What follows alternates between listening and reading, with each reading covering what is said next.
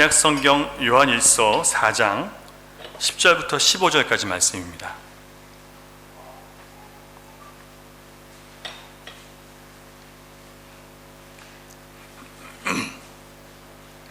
찾으셨으면 우리 함께 교독하겠습니다.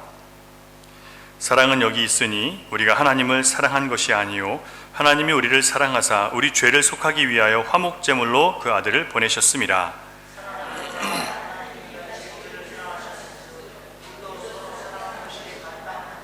어느 때나 하나님을 본 사람이 없으되 만일 우리가 서로 사랑하면 하나님이 우리 안에 거하시고 그의 사랑이 우리 안에 온전히 이루어지느니라.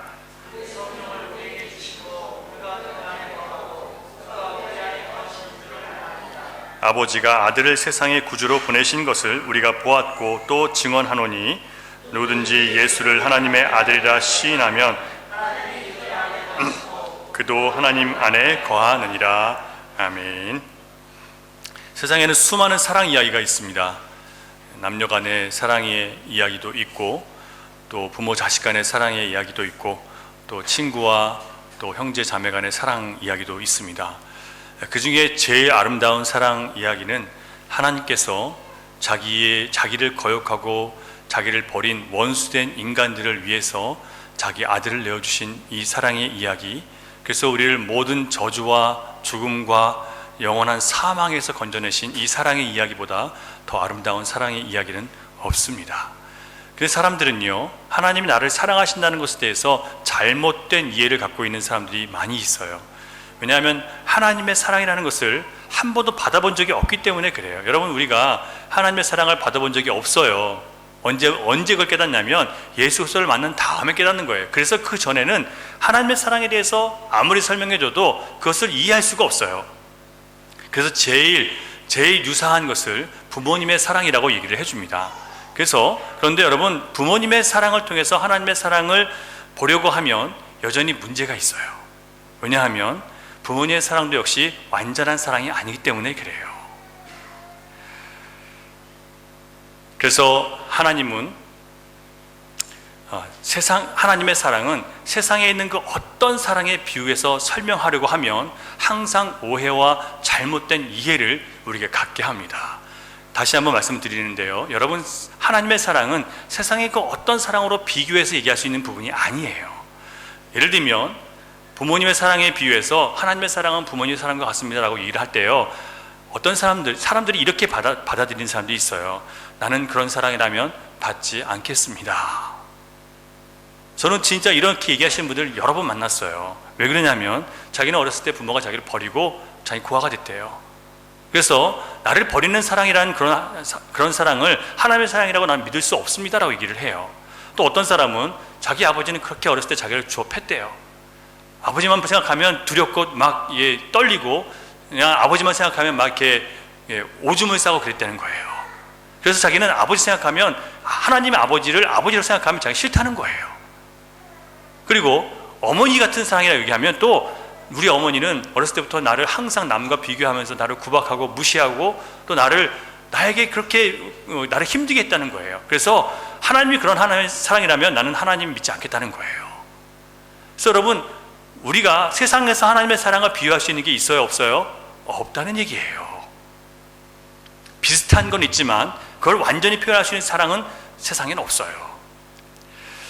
그래서 여러분, 만약에 우리가 하나님의 사랑을 세상 사람들로부터 받고 그걸 통해서 내가 하나님의 사랑을 받는다고 평가하려고 하면요, 그때부터는 사랑에 대해서 잘못된 이해를 갖게 되는 거예요. 여러분, 세상을 받는 사랑을 가지고 하나님 사랑이라고 얘기할 수 있어요, 없어요? 없어요. 심지어 부모의 사랑도 하나님의 사랑이라고 말할 수 없어요.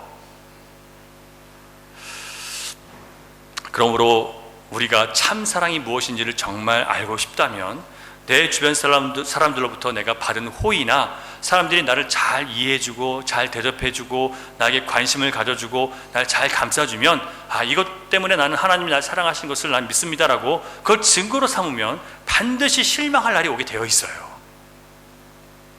사람에게 받는 사랑을 하나님의 사랑으로 생각하시면 안 된다는 얘기예요, 여러분. 사람에게 사랑을 받는 거 하나님 사랑으로 생각하면 반드시 실망해요. 그래서 오늘 성탄주일에 성경이 가르쳐 주시는 사랑이 무엇인지를 여러분 분명히 알고 성경에 기록된 참된 사랑을 여러분 가슴에 새겨 넣으시기를 주님의 이름으로 부탁드립니다. 이 사랑을 알아야 돼요. 자, 사도 요한은요, 예수님의 제자들 중에서 가장 오래 살아남아서 하나님의 아들이시면서도 이 땅에 내려오신 예수 그리스도를 깊이 묵상하면서 성령님의 계시를 따라서 가장 영적인 복음서, 요한복음서를 써낸 사람이에요. 예수님의 제자들 중에서 가장 오래 살았기 때문에 예수 그리스도를 오랫동안 묵상하고 그분의 행적과 그분의 삶을 마음속에 깊이 간직하고 살았어요. 많이 전했어요. 그러면서 사도 요한은 점점 하나님의 사랑이 무엇인지를 깊이 깨달을 수 있었어요. 그래서 요한일서를 보면 사랑장이에요. 정말 사랑이 가득 담겨 있어요. 10절을 한번 같이 보겠습니다. 요한이 깨달은 사랑이 무엇인지, 진정한 사랑이 무엇인지를 10절을 통해서 같이 보겠습니다. 시작. 사랑은 여기 있으니 우리가 하나님을 사랑한 것이 아니요 하나님이 우리를 사랑하사 우리 죄를 속하기 위하여 화목제물로 그 아들을 보내셨음이라. 사랑은요, 여러분, 하나님께 있다는 거예요. 사랑은 우리 인간에게 있는 것이 아니라, 인간 세상에 어디에 속해 있는 게 아니라, 진정한 사랑은 하나님께 속해 있는데요, 그 사랑의 표현이 뭐였어요? 그 아들을 화목제물로 보내신 게 하나님의 진정한 사랑이래요. 여러분, 하나님의 사랑을 아세요? 우리가 하나님의 사랑을 얘기할 때 뭐라고 얘기합니까? 여러분, 하나님의 사랑을 알려면요, 화목제물로 오신 예수 그리스도의 사랑이 무엇인지를 알아야, 예수 그리스도를 통해서 주어진 사랑이 뭔지 알아야 하나님의 사랑을 이해할 수 있어요. 하나님 말씀하시는 참 사랑은 하나님께서 아들을 화목제물로 이 땅에 보내주신 것을 하나님 주신 참 사랑이라고 얘기합니다. 근데 여러분, 우리가 생각하는 사랑은 뭐예요? 여러분, 사랑하면 어떤 사랑을 생각하세요? 여러분이 잘 이해받고, 남들이 여러분이 잘 사랑해주고 편들어주고 좋아해주고 또 여러분 마음에 흡족하게 해주고, 그걸 여러분 사랑이라고 생각하시죠? 여러분, 그것은 하나님께서 말씀하신 사랑이 아니에요. 그걸 사랑이라고 생각하면 결국 실망할 수밖에 없어요. 왜냐하면 그 누구도 항상 우리에게 그렇게 해줄 수 있는 사람은 없어요. 심지어 부모라도 자식에게 화를 내고 분노해서 그 자식의 마음을 상처 주는 경우가 수다해요. 남녀관계도 마찬가지예요. 서로 재사랑해야 되는 부부 사이에도 끊임없이 서로에게 상처를 주고 살아가요. 그런데 우리가 원하는 사랑은, 주님이 우리에게 주시는 사랑은, 그래도 내가 아무리 잘못해도 나를 내 편 들어주고, 내가 나쁜 짓을 하다가 들통이 나서 어려움 당해도 나를 숨겨주고, 큰일 당하지 않도록 지켜주고, 아무리 내가 잘못해도 나에게 아무 일이 일어나지 않게 해주고, 항상 나를 격려해주고 위로해주고 나를 이뻐해주는 것을 난 사랑이라고 생각하는 거예요. 여러분, 그것은요, 내 안에 남아있는 이 육적 본성, 아직 주님 앞에 온전히 나를 드리지 못한 죄악된 본성에서 나오는 사랑이지, 주님이 말씀하시는 사랑은 그게 아니에요. 오늘 이 시간에 여러분, 인간적인 사랑을 여러분 다 버리고 가셔야 돼요. 그래야 여러분 진정한 사랑 안에서 참된 사랑이 무엇인지를 알고 그 사랑에 감격하고 돌아갈 수 있어요. 여러분이 원하는 그런 사랑이 아니라 주님이, 아버지께서 주신 사랑이 무엇인지 여러분 아셔야 돼요. 자, 진정한 사랑은 뭐냐면요, 아까 우리가 읽은 것처럼 예수 그리스도께서 이 땅에 오셔서 하나님과 우리 사이에 화목제물로 되어주신 것이 바로 사랑이에요. 자, 이해가 되십니까? 화목제물로 오신 게 그게 바로 사랑이래요. 자, 화목제물이라는 단어는요, 헬라어로 힐라스몬이라고 해요. 힐라스몬. 이게 무슨 뜻이냐면 죄를 갚아준다, 속죄 제물을 드린다, 또 이런 뜻이 있고, 또 어떤 뜻이 있냐면 신의 진노를 달래다, 신의 진노의 방향을 옮긴다, 거둔다라는 뜻이 있어요. 그러니까 화목제물을 통해서 하나님께서 이 화목제물 때문에 우리가 받아야 될 그 진노를 하나님께서 거두신다는 얘기예요. 그런데 여러분, 원래 이 단어는 이방신을 믿는 사람들에게 통용되는 그런 단어예요. 무슨 뜻이냐면, 자, 이방신들은요, 자기 삶의 불행이나 저주나 어려운 일이 당하면 이것을 해결하기 위해서 어떻게 하냐면 신에게 나가서 자기가 드릴 수 있는 걸 바쳐요. 자기의 정성을 드려요. 자기의 열심을 바쳐요. 자기의 충성을 해요. 그렇게 한 걸 가지고 뭐라고 하는 줄 아세요? 그러니까 나에게 이 저주를 걷어주세요. 뭐냐면 이 신이 자기에게 분노해서 어려움을 당했으니까 이 분노한 신을 달래기 위해서 내가 뭔가를 드리는 거예요. 이게 바로 원래 그 단어의 의미예요. 그런데 우리 신자들은 우리가 하나님 앞에 무엇을 드림으로 하나님의 그 진노를 달랠 수 있는 것이 있습니까? 없습니까? 여러분, 우리에게 속해 있는 그 어떤 것으로도 하나님께서 우리 향해서 우리 죄로 인해서 우리에게 향하신 진노를 달랠 수 있는 게 있어요? 없어요? 없어요. 우리가 내 목숨을 드려도 그건 우리 죄로 죽는 것이지 하나님의 진노를 달랠 수 있는 조건이 되지 않아요. 그래서 하나님께서 자기 아들을, 우리보다 더 소중한 하나님의 아들을 덜 소중한 우리를 위해서 내어주신 거예요. 이게 바로 하나님의 사랑이에요. 우리가 하나님보다 아들보다 소중해서 하나님이 바꿔주신 게 아니라 하나님 아들보다 우리는 덜 소중해요. 그런데 덜 소중한 우리들을 위해서 더 소중한 것을 내어주신 거예요. 이게 바로 사랑이에요. 그 사랑을 통해서 하나님과 원수되어서 지옥을 향해 가고 있는 우리들, 먹고 사는 문제에 사로잡혀서 하나님을 경배하지 못하는 우리들, 예수 그리스도를 구원자로 여기지 못하고 돈과 물질을, 내 능력을, 내 실력을 내 삶의 능력으로 알고 있는 사람들에게 참된 평안을 주는 거예요. 그게 화목의 능력입니다. 이게 바로 사랑의 능력이에요. 이 사랑을 온전히 깨닫지 못하면요, 끊임없이 사람에게 사랑을 구하게 되어 있어요.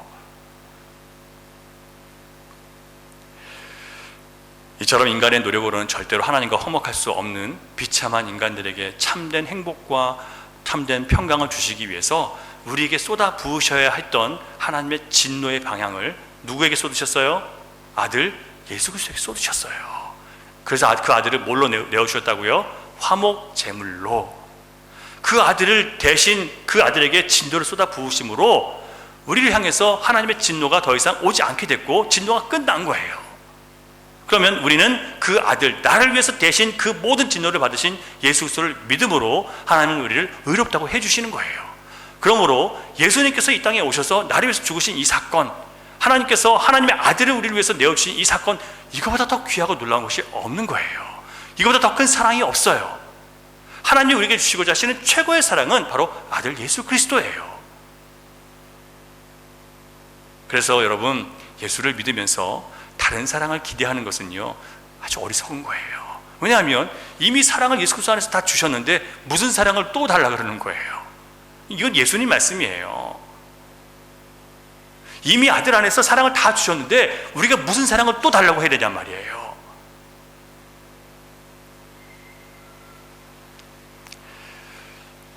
자, 여러분, 우리가 예수 그리스도 그 아들을 가지게 되면요, 하나님과 화목할 수 있는 표를 가진 거예요. 이 표를 가진 사람은 다시는 정죄를 받거나 심판에 이르지 않게 되었습니다. 내 행실이 깨끗하고 착해서가 아니라 예수님이 내 대신 맞으시고 내 대신 찢기시고 내 대신 수치와 모욕과 조롱과 십자가를 담당하셨기 때문에 그래서 내가 살아난 거예요. 여러분, 이것이 바로 복음이에요. 나에게는 그 어떤 것으로도 하나님의 사랑과 은혜를 받을 조건이 없는데 하나님께서 아들 예수 그리스도를 우리에게 내어주셨는데 그 아들을 내가 믿음으로 하나님과 화목하게 해주신 거, 내가 아무리 수고하고 나 삶을 온전히 드려도 그 삶으로 하나님 앞에 하나님의 진노를 걸을 수 없는데 예수님을 직접 하나님께서 내어주시고 그 아들을 믿게 함으로 우리가 영원한 진노에서 자유하게 된 거예요. 이것이 바로 복음입니다. 창세기 4장을 보면요, 아담과 하와의 아들 가인과 아벨이 나오는데 가인은 농사를 지어서 땅에서 난 곡식과 채소를 가지고 하나님께 제사를 드렸고요, 아벨은 목축을 하는 사람인데 그가 기르는 양의 첫 새끼와 그 기름으로 제사를 드렸어요. 하나님은 그 제물을 받으신 게 아니라 그 제물을 드리는 마음을 보시고 가인의 제물은 받지 않으시고 아벨의 것만 받으셨어요. 그러니까 우리의 예배를 받으시는 하나님은요, 우리가 여기 나와 있는 것을 받으시는 게 아니라 우리가 어떤 마음으로 나와 있는지 그 마음을 받으시는 거예요.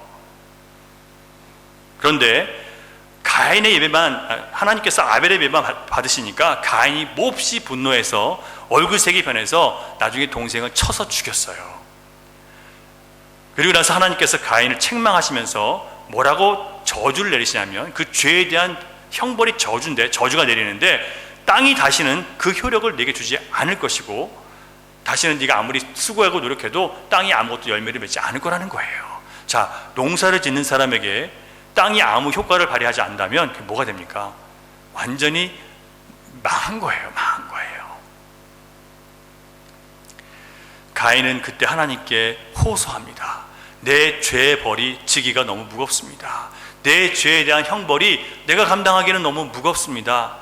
하나님께서 나를 땅 위에서 쫓아내시면 내가 이리저리 방황하는 자가 될 텐데, 그러면 하나님의 얼굴, 곧 은혜에서 내가 멀어지게 되는데, 그러면 만나는 사람이 나를 쳐서 죽이려고 할 텐데 내가 어떻게 합니까? 그렇게 얘기를 해요. 무슨 얘기냐면 자기가 비록 죄인이고 악하지만 하나님의 은혜의 얼굴은 떠나고 싶지 않다는 거예요. 하나님 이 땅을 떠나게 하지 말라는 얘기예요.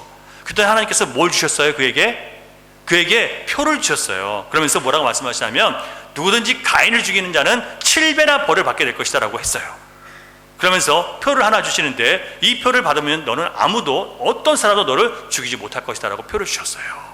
자, 여러분, 우리 역시 죄로 인해서 이미 죽음을 당할 수밖에 없게 됐어요. 사탄은 우리를 호시탐탐 끌어내려서 지옥을 향해서 끌고 가요. 그런데 우리를 그 영원한 죽음에서 건져내시기 위해서 오신 표가 바로 예수님이세요. 그래서 이 예수님을 믿는 모든 사람들은 다시는 죄와 사망 가운데 거하지 않게 된 거예요. 그 표가 바로 우리 죄로 죽어야 될 우리 대신 우리를 살게 하신 예수 그리스도이시고요. 이 표를 가진 사람들에게는 하나님은 결코 화목을 끊어버리지 않으십니다. 이것이 바로 하나님의 사랑이에요. 이 사랑은 하나님으로부터 온 것이지 결코 우리가 먼저 하나님을 사랑해서 먼저 무엇을 드린 적이 없어요. 많은 신자들이 자신들이 하나님 앞에 헌신과 물질과 충성과 시간을 드리기 때문에 그것을 드린 조건으로 해서 내가 하나님을 사랑하고 있다고 여러분 생각하려고 합니다. 그것을 증명하고 싶어 해요. 그러나 진정한 사랑은요, 하나님의 아들 예수 그리스도께서 화목제물로 오셔서 하나님의 진노를 내 대신 다 받아내시고 이제 하나님의 용서와 자비와 긍휼과 호의만을 내가 받을 수 있게 됐다는 것을 내가 아는 것, 그래서 주님 앞에 감사를 드리는 것, 그게 바로 사랑을 아는 거예요. 그래서 여러분, 오늘 하나님께서 주신 말씀처럼 화목제물로 오신 예수 그리스도, 그 예수 그리스도를 사랑으로 알지 못하면 우리는 계속해서 헛된 것을 구하는 사람이 될 수밖에 없는 거예요. 그 사랑을 알아야 예수 그리스도를 마음으로 볼 수 있는 사람이 되게 될 수 있습니다. 여러분, 하나님의 사랑은 예수 그리스도 안에서 완벽하게 표현되었어요. 전혀 모자람도 부족함도 없어요. 예수님을 알면요, 여러분 다 아시는 거예요. 사랑에 대한 건 전부 다 아시는 거예요. 예수님만 아시면 사랑은 다 받은 거예요. 그러므로 하나님의 사랑이 뭐냐고 여러분에게 누가 묻거든 여러분 대답할 것은 하나예요. 날 위해 화목제물로 오신 예수 그리스도, 그분으로 인해서 나는 하나님이 사랑이시라는 것을 나는 확신합니다. 여러분이 한번 고백해 보세요. 날 위해 화목제물로 오신 예수 그리스도로 인해서 나는 하나님이 사랑이시라는 것을 나는 확신합니다. 여러분 아멘이십니까? 여러분 다른 것이 없어요. 그분 안에서 여러분 사랑을 발견하지 못하면 여러분 앞으로도 사랑을 발견할 수 있는 가능성은 없어요.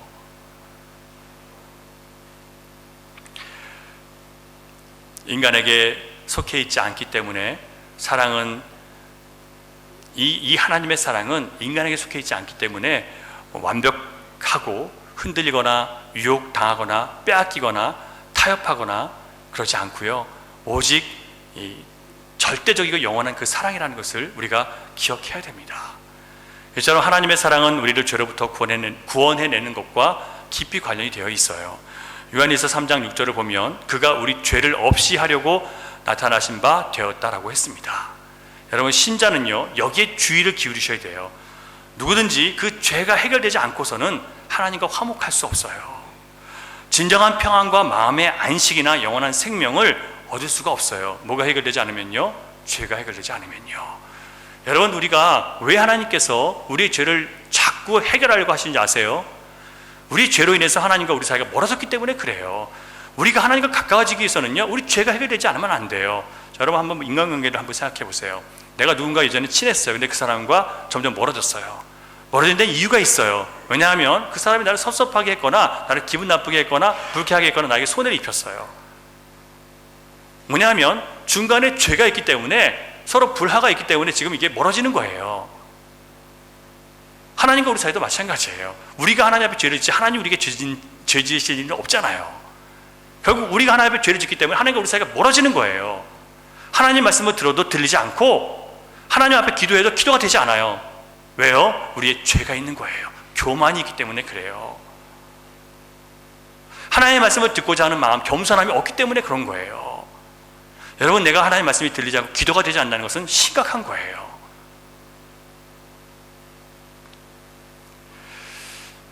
여러분, 그런 상황에서 내가 죄가 무엇인지를 살피고 주 앞에 엎드리셔서 기도하셔야 됩니다. 우리가 흔히 내 삶의 문제가 해결되지 않을 때는 어떻게든지 먹고 살기 위해서 열심히 노력해서 해결하는데, 주님과 나 사이가 화목하지 못하고 문제가 있는데 그걸 해결하고자 하는 열심이 없어요. 여러분, 주님 앞에 나오셔서 기도하시고 말씀 생활하시면서 이거 해결하셔야 돼요. 이걸 해결하면 다른 모든 것들이 여러분 한순간에 다 풀리는 걸 경험할 수 있어요. 요한복음 3장 16절에서도 예수님은 사랑이 무엇인지를 정확하게 말씀해 주셨습니다. 여러분 잘 아시는 말씀이에요. 제가 읽어드릴 테니까 기억하세요. 하나님이 세상을 이처럼 사랑하사 누굴 주셨어요? 독생자를 주셨어요. 자, 그러면 여러분이 하나님에게 요구할 수 있는 사랑은 뭐밖에 없어요? 독생자 한 분밖에 없어요. 그 한 분 안에서 여러분 다 주신 거예요. 그리고 그를 믿는 자마다 죄로 인해서 멸망하지 않고 영생을 얻게 하시는 거예요. 하나님께서 우리에게 주시고자 하시는 복은 뭐예요? 아들을 통해서 죄로부터 사함받고 하나님과 관계를 화목하게 하는 거예요. 여러분, 예수님으로 인해서 지금 하나님과 화목하십니까? 한번 자신을 점검해 보세요.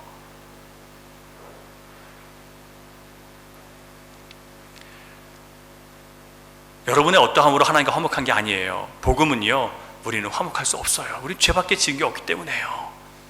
우리가 바깥에 나가서 아무리 선한 일을 하고 착한 일을 해도 그것 때문에 화목해지는 게 아니에요.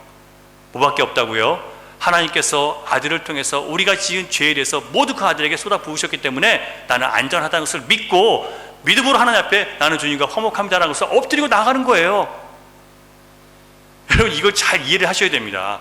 우리가 뭐 선한 일을 하고 뭐 대단한 게 하는 게 아니라, 나는 여전히 주님 앞에 죄 지은 것밖에 없지만 주님께서 십자가를 통해서 내 모든 죄를 감당하셨기 때문에, 나는 죄인이었지만 주님께서 대신 십자가를 감당하셨기 때문에 나는 이제 깨끗함을 입었습니다. 그래서 이 십자가의 은혜를 믿고 다시 주님 앞에 나아갑니다. 이것을 고백하는 것으로 인해서 다시 하나님의 사랑으로 회복되는 거예요. 다른 걸 하는 게 아니에요. 우리가요, 회개하는 거예요. 그밖에 없어요. 여러분, 이처럼 우리가 하나님의 사랑을 제대로 알게 되면 우리에게 하나님이 말씀하시는 요구가 무엇인지 이해가 되기 시작합니다. 여러분, 참 사랑을 받으셨습니까? 참 사랑은 누구 안에 있다고요? 화목제물이신 예수 그리스도 안에만 있어요. 사람에게는 없어요. 사람에게 사랑을 요구하면 반드시 여러분 실망하실 거예요. 참 사랑은 예수 그리스도 안에 있어요. 예수 그리스도 안에 있으면 여러분이 어떻게 변화되는지 아세요? 이제 사랑을 달라고 하는 사람이 아니라 사랑을 주는 사람으로 변화될 수밖에 없어요. 다시 한번 여러분에게 질문하겠습니다. 예수 그리스도 안에서 하나님과 화목하게 되는 사랑을 여러분 받으셨습니까? 여러분 그걸 여러분 확인하셔야 돼요. 예수 그리스도 안에서 주님과 화목하셨습니까? 그렇다면 여러분 더 요구할 사랑이 있으십니까? 여러분들이 하나님 앞에 더 달라고 할 사랑이 있으세요? 없으세요? 여러분, 제가 답을 다 드렸잖아요. 여러분이 하나님께 더 받아내겠다고 요구할 사랑이 있어요? 없어요? 없어요. 예수님 안에서 다 완성된 거예요. 만약 우리가 다른 사랑을 요구한다면 내가 아직 그리스도의 사랑에 충분히 젖어들지 못했다는 확실한 증거입니다. 여러분, 제가 이렇게 말씀을 드리면 그게 또 마음에 부딪히는 분들 계실 거예요. 왜냐하면 내가 아직 충분히 그리스도의 사랑을 모른다고 하니까 그게 또 불쾌할 수 있어요. 여러분, 인정하세요. 인정해야 그래야 여러분 은혜가 와요.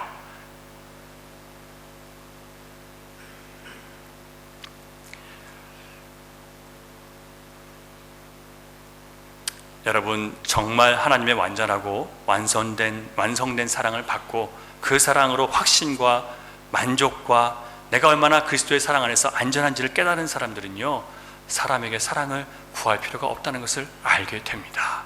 오히려 사랑을 하는 사람으로 변화되게 되어 있어요. 11절을 보면 사도 요한도 이제 사랑을 받은 자들이 어떻게 반응해야 되는지를 가르쳐주고 있습니다. 11절 보세요. 사랑을 받았으니까 어떻게 사는지 보세요. 11절 시작. 사랑하는 자들아, 하나님이 이같이 우리를 사랑하셨은즉 우리도 서로 사랑하는 것이 마땅하도다. 자, 하나님이 사랑하시는 자들에게 이렇게 얘기해요. 하나님이 이같이 우리를 사랑하셨대요. 어떻게 해요? 이같이가 뭐예요? 뭘 내어주신 거예요? 화목제물로 아들을 내어주실 만큼 이처럼 우리를 사랑하셨으니, 그러니까 어떻게 하라고요? 이제 우리도 서로 사랑해야 된다는 거예요. 주님의 사랑, 화목제물로 오신 예수 그리스도의 사랑을 아는 사람은요, 이제 사랑하는 사람의 의무를 감당하게 되어 있어요. 예수를 잘 알고 잘 믿는다고 말하는 사람이 세상에 참 많이 있습니다. 그러나 형제를 사랑하지 않는다면, 자기가 가지고 있는 진리의 말씀으로 형제를 사랑하고 이해하고 안아주고 또 진리로 이끌어주는 그쪽으로 가지 않는 것은 결코 사랑이 아니에요. 비판하고 정죄하고 그들에게 어떤 이 아픔을 주는, 그들에게 이 정죄의 고통을 주는 것은 절대로 사랑이 아니에요. 물론 여러분, 하나님의 말씀은 우리를 깨닫게 해서 우리 마음 가운데 우리가 죄 지은 것을 깨닫게 하세요. 그래서 우리가 하나님 앞에 마음 엎드리게 만드세요. 하지만 여러분, 우리는요, 우리가 사람들에게 충분히 사랑을 보여주지 않으면 우리가 하는 그 말들이 사람에게 상처만 되지 결코 사랑이 되지 않아요. 여러분, 그러나 주님의 말씀은요, 주님은 이미 뭘 하셨어요? 자신을 아들로 자신을 내어주셨어요. 자기를 내어주신 것은 사랑을 다 하셨다는 얘기예요. 주님은 그래서 여러분에게 어떤 책망을 하셔도, 어떤 징계를 내리셔도 여러분 다 받아들이셔야 돼요. 여러분 이해가 되세요?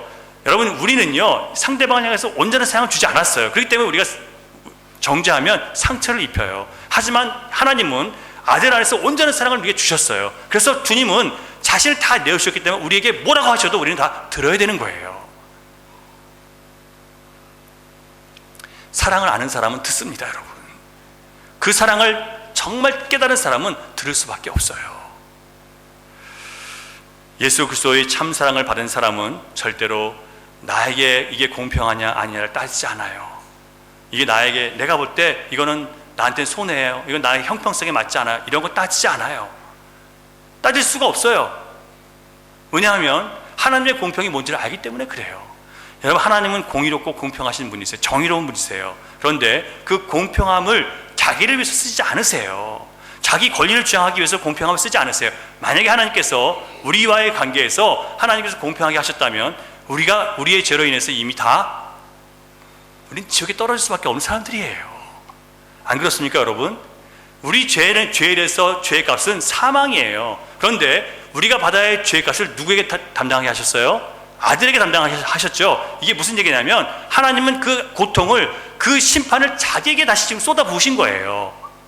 하나님의 공평은요, 자기에게 희생을 주는 공평이지 남들에게 너랑 나랑 똑같이 희생하자고 말하는 그런 공평함이 아니에요. 근데 여러분, 예수 믿는 사는 사람들이 사람들에게 만약 그런 공평을 얘기한다면 그 사람은 사랑을 모르는 사람이에요. 하나님 말씀하시는 공평은 뭐라고요? 나에게 희생을 주는 공평이란 말이에요. 한번 생각해 보세요, 여러분. 우리가 정말 하나님께서 우리에게 공평하게 하셨다면 우리는 지옥에 들어갔어요, 이미요. 하나님의 공의와 공평은 그 심판을 인간에게 쏟는 대신 인간을 구원해내시기 위해서 자기 아들에게 우리의 죄를 다 뒤집어 쓰게 하신 거예요. 그리고 그에게 진노를 쏟아 부으셨습니다. 하나님 말씀하시는 공평은요, 자신을 낮추시고 자신이 손해보고 자신이 피해를 더 보고 감수하는 공평입니다. 여러분, 교회 와서 이 하나님의 공평이 아닌 다른 공평을 얘기하시면 여러분 안 돼요. 그러면 사람들에게 상처를 주게 되어 있어요. 여러분이 더 손해보는 공평은 그건 하나님이 기뻐하시는 공평이에요. 그런데 다른 사람과 똑같이 내가 하겠다는 공평은 다른 사람에게 상처를 주는 그 세상에 말하는 공평이에요.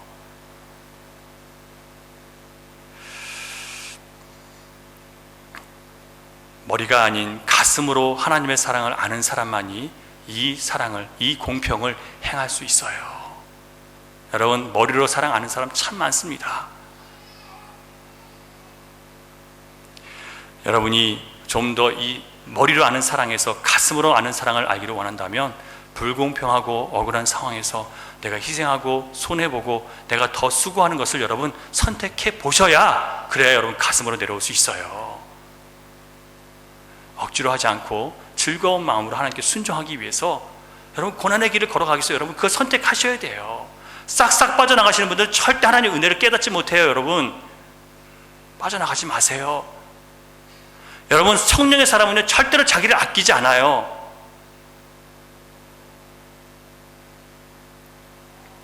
주님을 위해서, 이웃을 위해서 자기를 아끼는 사람은 성령의 사람이 아니에요. 하나님의 사랑이 그 안에 거하는 사람이 아니에요. 여러분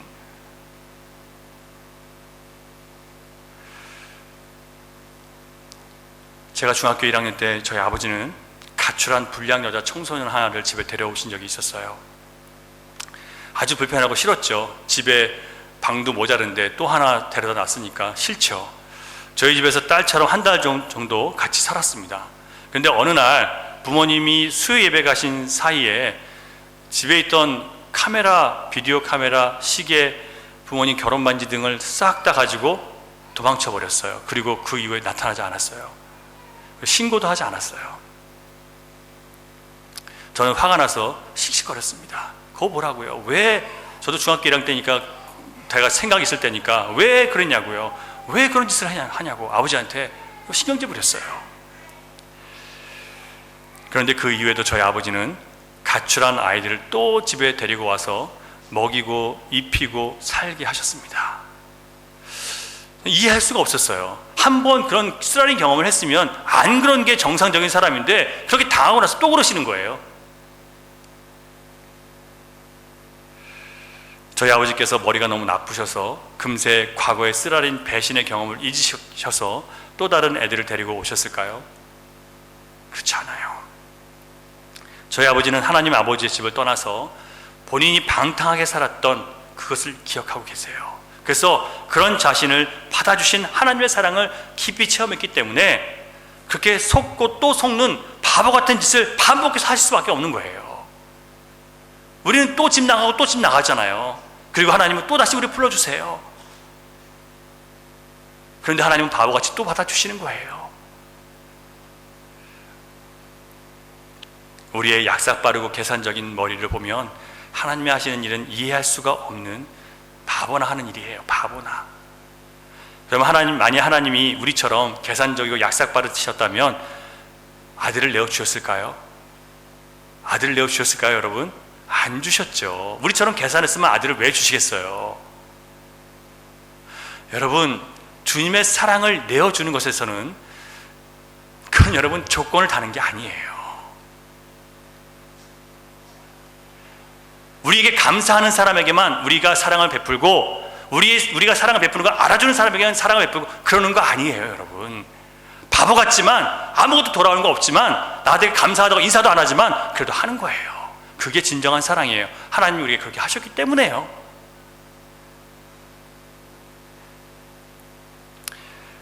여러분 아들을 내어주시는 하나님의 사랑을 깊이 생각하면 우리는 더 사람을 사랑할 수밖에 없습니다. 이 놀라운 아버지 하나님의 사랑의 실체가 바로 오늘 우리가 함께 기쁨으로 맞이하는 예수 그리스도이십니다. 사도 요한은 14절에서 하나님은 아들을 세상의 구원자로 보내셨다라고 말씀하셨습니다. 다른 구원자가 없어요. 여러분 세상의 그 어떤 것도 여러분 구원할 수 없습니다. 여러분의 실력, 여러분의 건강, 능력, 재능, 재물 그 모든 것도 여러분 구원할 수 없어요. 결국 여러분들을 실망시킬 거예요.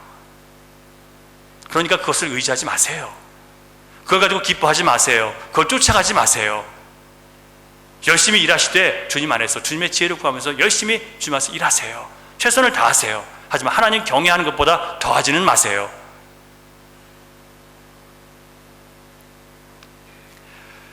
누구든지 예수 그리스도께서 날 위해 죽으시고 다시 사신 것을 믿은 자마다 하나님과 화목하게 될 수 있는 표를 가진 사람들입니다. 그러므로 15절에서 사도 요한이 명령한 것처럼 예수를 하나님의 아들로 시인하며 살라고 그렇게 명령하고 있습니다. 그래서 시인한다는 것은 고백하다라는 뜻이에요. confess, 고백하다는 뜻이에요. 주님은 나의 그리스도시요 살아계신 하나님의 아들이심을 믿는 자들은 모두 서로 사랑함으로 그 믿음을 증명해야 된다는 뜻이에요. 여러분, 우리가 그리스도를 믿는 자라는 것을 증명하는 방법은 서로 조건 없이 사랑하는 겁니다. 나에게 사랑을 달라고 얘기하는 게 아니라 내가 사랑하는 거예요. 내가 받고자 하는 대로 먼저 대접하라고 하셨죠. 여러분 사랑 받고 싶으세요? 여러분, 남들이 여러분 믿어주기를 원하세요? 그럼 먼저 믿어주시고 먼저 사랑하세요.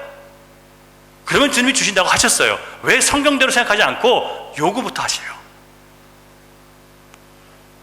답이 성경 안에 다 있는데 우리는 그 답을 찾지 않아요. 그리고 혼자 갈등하고 있죠. 괴로워하고요. 하나님이 나에게 답을 주시지 않는다고. 그렇지 않아요, 여러분. 세상에 속한 사람들은 자기가 먼저 희생하지 않습니다.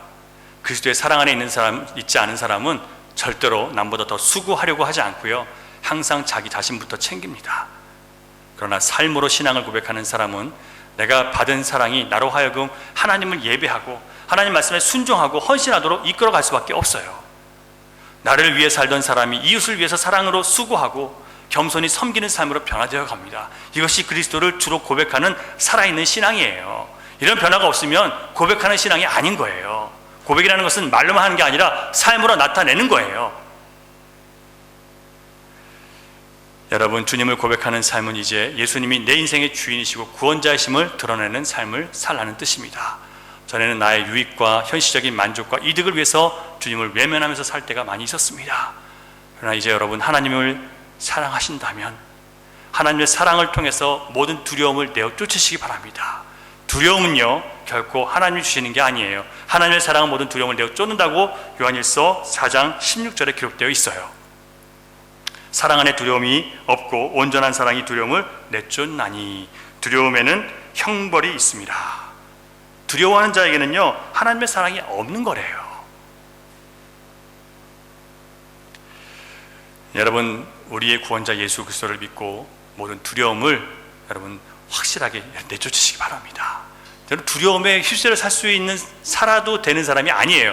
두려움을 물리쳐야 되는 사람들이에요. 여러분들은요, 세상과 타협하기를 끊으시고 주님이 기뻐하시는 것을 선택함으로 우리의 착한 행실과 주님을 기쁘시게 하는 우리의 말과 행위로 하나님께 영광이 될 수 있기를 바랍니다. 그런 우리를 통해서 이 사랑이 식어버린 마지막 시대에도 그리스도의 사랑이 여전히 존재한다는 것을 보여줄 수 있는 열린 우리 공동체가 될 수 있기를 주님의 이름으로 축원합니다. 기도하겠습니다. 주님, 감사합니다. 우리는 세상에서 이런저런 것을 받고 또 사람들에게 인정받고 존중받는 것을 하나님의 사랑이라고 생각했습니다. 하나님께서 말씀하신 사랑은 아들 예수 그리스도를 우리의 화목제물로 주셔서 죄로 죽었던 우리들을 주님의 은혜 가운데 살리신 것, 그것이 하나님의 사랑이었다는 것을 알게 해 주셨습니다. 이제 다른 것에서 사랑을 구하지 않게 해 주시옵소서.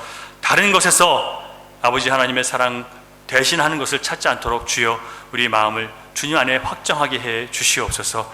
주님, 수많은 세상의 것들이 우리를 유혹하고 우리를 넘어뜨리려고 하지만 하나님의 사랑에 굳게 붙들려 살아갈 수 있는 죄를 될 수 있도록 인도해 주셔서 주님, 우리도 이제 사랑을 하며 살아갈 수 있는 사람들 될 수 있도록 도와주시옵소서. 주님, 이미 하나님께서 우리에게 주신 그 모든 은혜가 너무나 풍성하다는 것을 알기에 하나님 사랑에 만족하며 그 사랑을 아름답게 세상 가운데 선포하며 살아갈 수 있는 귀한 주의 종들로 이 시간 우리의 삶을 다시 한번 결정할 수 있도록 이 성탄절 주일 예배 시간에 우리의 마음을 새롭게 해 주시옵소서. 주님, 이제 주님을 따라가겠습니다. 주님의 길을 걸어가겠습니다. 주님께 순종하겠습니다. 주님 앞에 서겠습니다. 주님 사랑하겠습니다. 주님의 말씀으로 살아가겠습니다. 새로운 결단을 하며 한 해를 준비하는 하나님의 백성들에게 성령의 기름을 부어주시고 바른 길 가게 하시며 복된 길 가게 하시며 사람들을 살리는 길 걸어갈 수 있도록 주여 새롭게 해 주시옵소서. 모든 마음의 앙금과 더러운 생각과 어두운 마음들을 주님 이 시간 성령님 앞에서 다 버리게 하시고 예수 그리스도의 마음으로 새롭게 해 주시옵소서. 믿사오며 예수님 이름으로 기도하옵나이다. 아멘.